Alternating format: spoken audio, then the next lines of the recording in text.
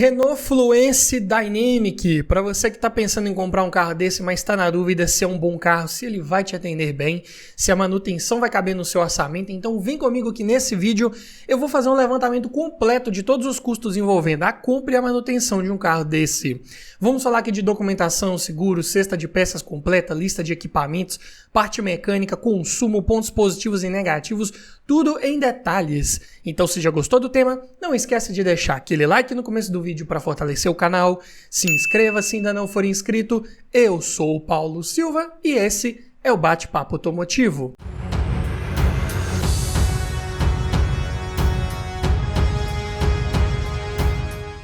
E o Fluence aqui, análise, como eu disse, é na versão Dynamic com motor 2.0, 16 válvulas, flex manual, ano 2015, que é o seu primeiro ano aí pós-facelift. E vamos começar falando aqui dos custos envolvendo a compra de um carro desse. Todos os preços que eu disser nesse vídeo foram cotados em outubro de 2023, começando pelo valor da tabela KBB, que nesse vídeo vai fazer referência a um veículo em bom estado de conservação, com a quilometragem média de 10 mil quilômetros rodados por ano e preço médio de venda particular, está em R$ 43.873.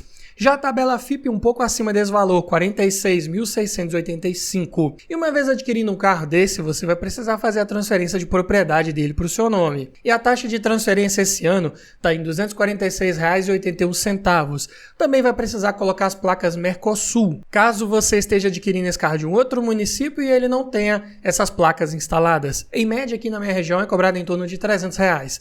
Então, no ato da compra, considerando aqui o valor da tabela FIPE, que é o maior valor, então, na pior das hipóteses, você vai desembolsar R$ 47.231,81 para ter um carro desse na sua garagem, com toda a parte burocrática resolvida e esse veículo já no seu nome. Mas vamos falar agora aqui de documentação, começando pelo IPVA, que aqui em Minas é recolhido uma alíquota de 4% sobre o valor aproximado da tabela FIPE. Então vai ficar em R$ 1.867,40. Taxa de licenciamento, valor cobrado esse ano também aqui no meu estado, é de R$ 33,66. Seguro, que é bem interessante você pensar em fazer para um carro desse aqui, eu fiz uma estimativa de 5% sobre o valor da tabela FIPE. Então fica em R$ 2.334,25. Mas tenha em mente que esse aqui é um valor médio, que pode variar dependendo da sua idade, da cidade que você mora, do uso que você faz desse carro, se você já tem bônus de seguros anteriores que você já tenha feito ou não. Então, para cada realidade, para cada perfil de condutor, esse valor aqui pode ser um pouco maior ou menor. Mas falando agora de inflação que esse carro teve nos últimos 3 anos, para isso vamos pegar o valor dele de tabela cotada exatos 3 anos atrás, ou seja, em outubro de 2020, esse carro estava avaliado em R$ 41.012.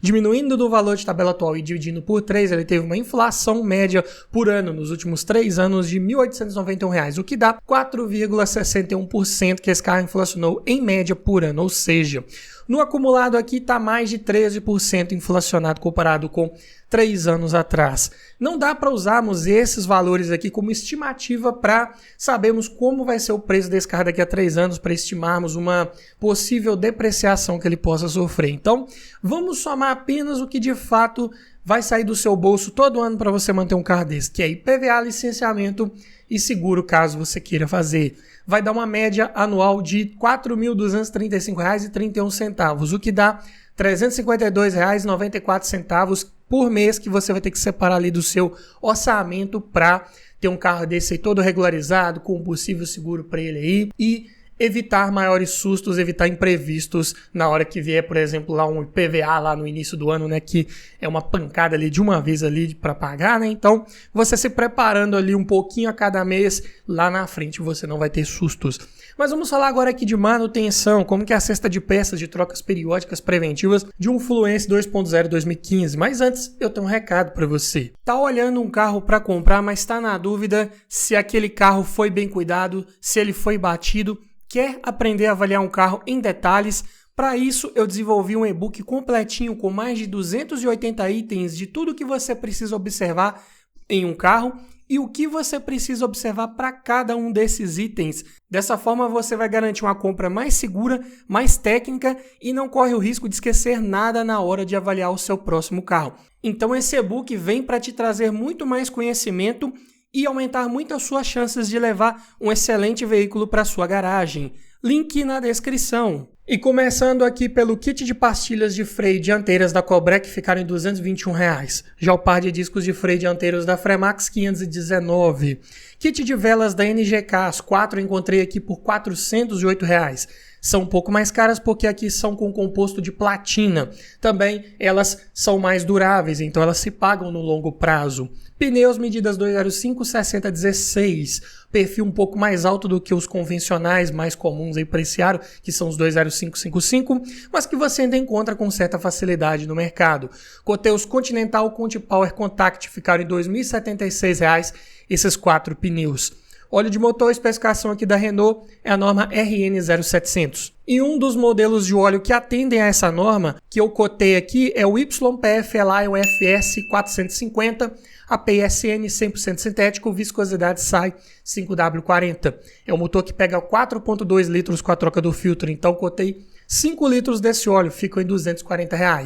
Correia de acessórios da Gates, encontrei por R$ 78, preço bem acessível. Lembrando que aqui é o preço só da correia, não tem tensor incluso. Já o kit de corrente de distribuição que esse motor utiliza não vai entrar no somatório final de peças, pois não se trata de um item de troca periódica preventiva, mas vou colocar o valor aqui apenas a título de curiosidade, que eu encontrei aqui da Takal por R$ 1.331, um kit contendo 2 correntes, 2 polias, 2 guias e 2 tensores, aqui também sem polia variável e sem o VVT incluso. Falando dos filtros, encontrei todos da Mali, começando pelo filtro de ar do motor, R$ 39, filtro de óleo R$ 26, filtro de combustível R$ 25 e o filtro de cabine R$ 34, preços aqui bem acessíveis. Já os amortecedores, encontrei os 4 Morro modelo E-Spectrum pressurizados a gás por R$ 1.655, preço também bem na média, se tratando de um sedã de porte médio. E como estamos falando da versão com câmbio manual, não vão entrar aqui custos relacionados à troca do fluido de transmissão. Sendo assim, somando a cesta de peças de trocas periódicas preventivas de um Fluence desse, fica por R$ 5.321. E é claro que você não vai trocar tudo isso de uma vez, ainda mais se pegar um carro de boa procedência com as revisões em ordem. Talvez ali no primeiro momento venha ali uma troca de óleo com filtros, mais para frente talvez uns 2 pneus, então são custos que você vai tendo ao longo do tempo que você ficar com esse carro. Esse somatório aqui, na verdade, ele é para você ter uma comparação com outros vídeos que eu já fiz nesse mesmo formato, fazendo esse mesmo levantamento de preço com essas mesmas peças e ver se o Fluence tem uma cesta de peças mais barata que os seus concorrentes ou não. E para isso eu vou deixar ao final desse vídeo uma playlist completa com todos os vídeos nesse formato para você conferir lá. Mas ainda falando aqui dos custos desse Renault agora em abastecimento, começando pelo custo do tanque cheio. Aqui equipado com motor flex, mas a gasolina está num preço ali praticamente proporcional comparado ao etanol em questão de consumo. Tá numa média de 5,69 o litro.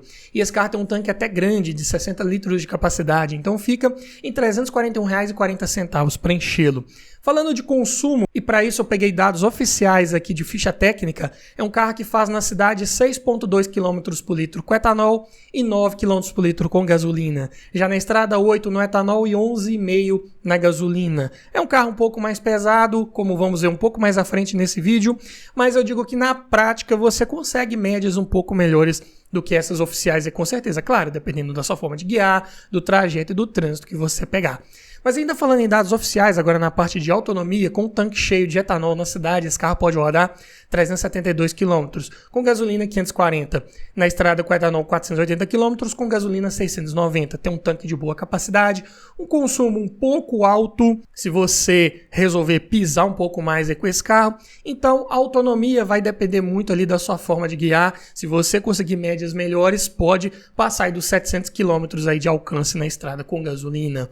Mas falando agora de lista de equipamentos, né, um dos grandes pontos de dúvida de um carro desse, nessa versão Dynamic, que é de entrada nesse ano modelo, vem de série com direção elétrica com ajuste de altura e profundidade, vidro elétrico nas 4 portas, travas e retrovisores elétricos, alarme, rodas de liga leve, ar-condicionado digital de 2 zonas com saída de ar para o porta-luvas e para o banco traseiro, além de computador de bordo, controlador de velocidade com limitador, faróis e limpadores de acionamento automático, chave presencial do tipo cartão, 4 airbags mais ABS, cinto de 3 pontos e apoio de cabeça para todos os ocupantes, faróis e lanternas de neblina e luzes de rodagem diurna do tipo LEDs, né, que fizeram parte do facelift desse carro ali de 2015, que passou a contar com esse recurso. E os únicos opcionais disponíveis nessa versão são os bancos de couro. E o sistema de som já vem de série com leitor de CD, USB, Bluetooth e comandos na coluna de direção. Um carro bem completinho, se tratando de uma versão de entrada aí de um sedã médio ano 2015. E que é a mais completa que você consegue pegar com câmbio manual. Se você quiser mais equipamentos, vai ter que partir por uma Dynamic Plus, que tinha mais itens, ou a top de linha Privilege. Mas vamos falar agora aqui de conjunto mecânico, também outro ponto de dúvida de quem está querendo pegar um carro desse. Aqui equipado com o motor M4R, que eu já fiz um vídeo completo aqui no canal falando só sobre esse motor, todos os detalhes de projeto, padrões construtivos, tudo para você ficar ligado antes de comprar um carro com esse motor. Vou deixar o link na descrição, mas aqui resumindo, ele é um duplo comando de válvulas no cabeçote acionado por corrente, como vimos, e variador de fase para as válvulas de admissão. É um motor feito em parceria com a Nissan, basicamente o mesmo lá do Sentra.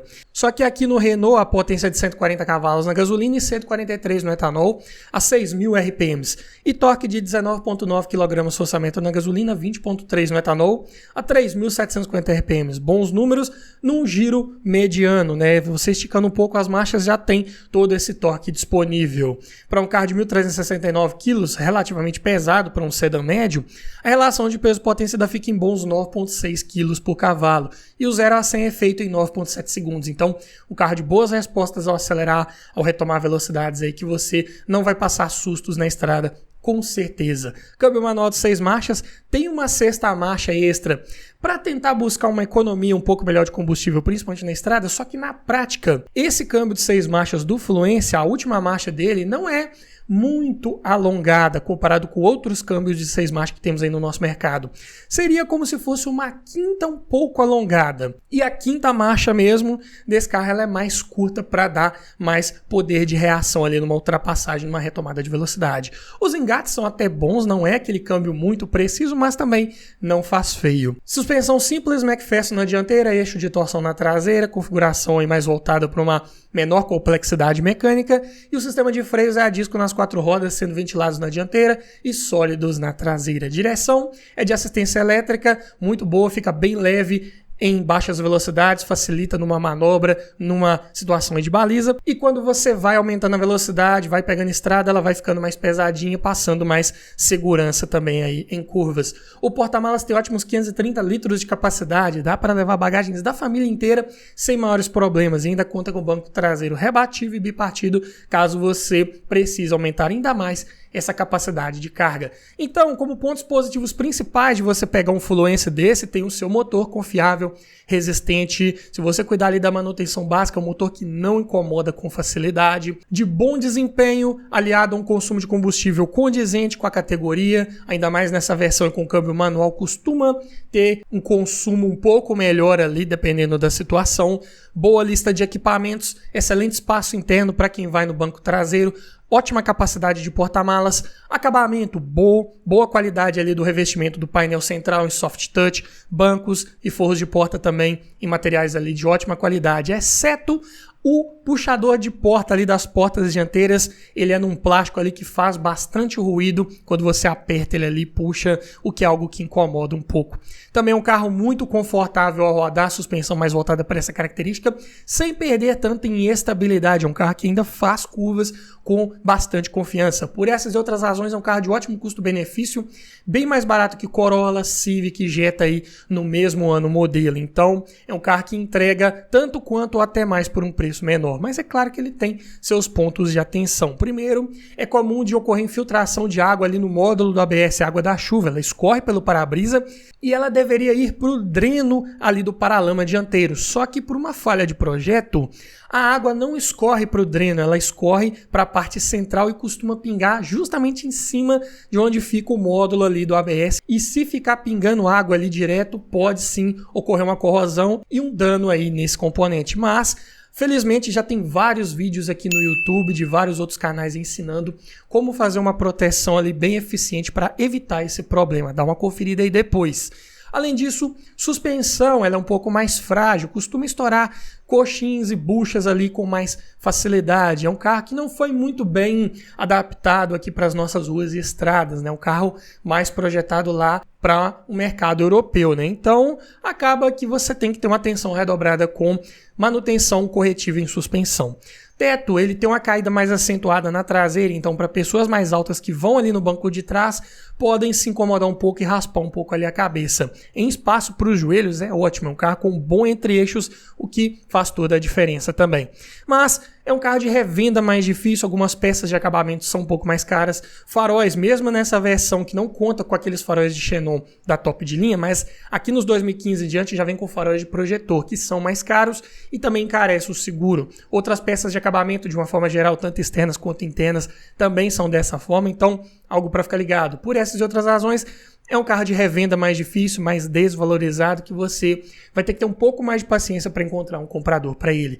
Mas me diga você, frente a toda essa análise do Fluence, você levaria um carro desse para sua garagem? Deixa aqui nos comentários, quero ouvir a sua opinião. E se você gostou desse tipo de vídeo, eu vou deixar aqui no final uma playlist com vários outros vídeos nesse formato para você que ainda está na dúvida.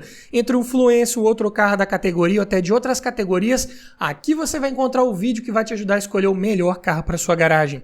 No mais é isso, obrigado por assistir, aquele abraço e até o próximo vídeo.